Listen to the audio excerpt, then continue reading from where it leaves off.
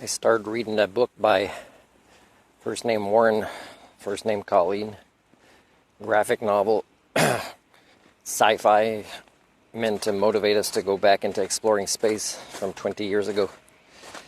And I'm getting a feeling that, at the beginning of the story, it's, there's a mystery to be solved. So instead of when they don't even have access to the United States to their best people, is instead of referencing internationally the specialists to solve this mystery, is they're only sticking to their own. This is a flaw in science that we've seen again with COVID, with resolving issues such as excess deaths. So I just checked my blood pressure today, and it's pretty high, which I thought it would be because when I get bloated, it has a negative impact on my heart. And why I'm bloated is a lot of the reasons why you guys are bloated, except I don't gain weight and keep it as easily as other people, but I bloat as much as a different way to compensate. So here's the link with me being poor.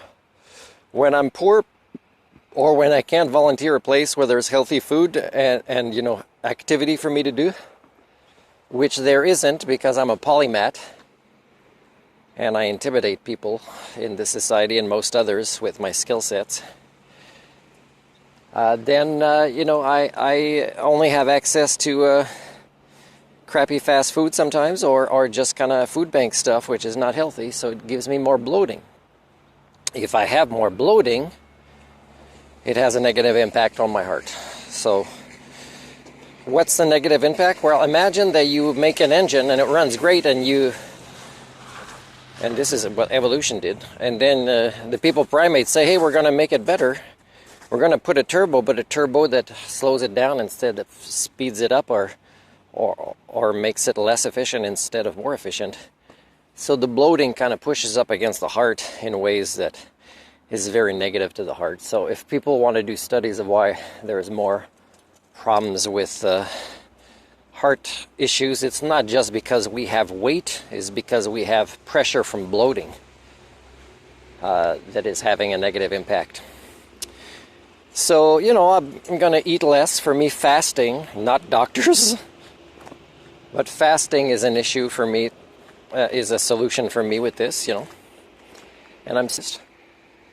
they give me a little bit of hope, and it feels good that I want to be healthy in case I am allowed in some society of the world, proto-society I should say, to be of service in ways that will fail, but that will still make me feel good to be part of the solution and not part of the problem.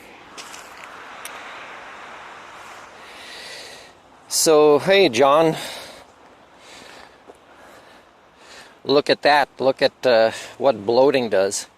And then you would think, why do politicians and the doctors that they consider are competent or want to keep funding more and more, which is bad for the health of their constituents, why are they allowing so much unhealthy food in grocery stores? And why are people fighting over the price of unhealthy food? You can tell there's pretty stupid people. Instead of growing more of their own food. Or politicians say, hey, their political opponents are attacking farmers. Well, you are attacking the concept of healthy food if you don't tell people to start doing more on their own, learning more about themselves, having legal options to grow some of their own food, even if it's just a little bit, and then they'll get to specialize in something and trade with their neighbors. Like, okay, I'll specialize in spices, you'll specialize in, squashes or whatever it might be.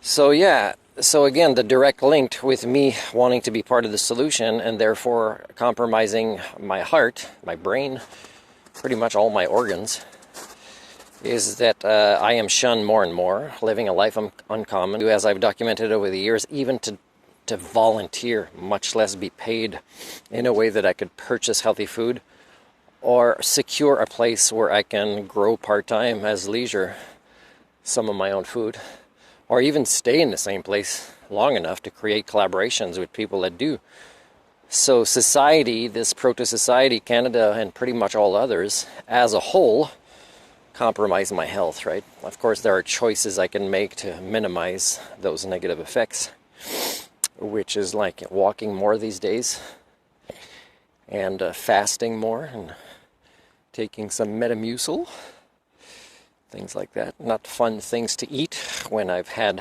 habits of eating emotionally, but still, you know, I might have badminton or lovemaking or singing in my life again soon. Not being bloated is very helpful in that way. So this is a vlog to say that it doesn't take much for a person to figure out on their own without being dependent of the medical system for what works and doesn't work, and it's up to them to have the discipline instead of blame other people to do something about it. So I'm going to do more about it. So again, I can chart this easily, guys, and you can have similar scenarios, if not the same one as well, for yourselves, where okay, I'm bloating a lot. Keep track and chart my blood pressure. And then go fasting, or make an effort to put aside a budget where it'll be much healthier food, and maybe even eaten in smaller portions and not late in the day, and then chart your blood pressure again, and you'll see it'll get better. And this is just very simple science you can do to help yourselves when you can't afford for your health to wait for politicians or doctors to do it. So it's up to you. Who do you want to be? Do you want to be the adult of your life?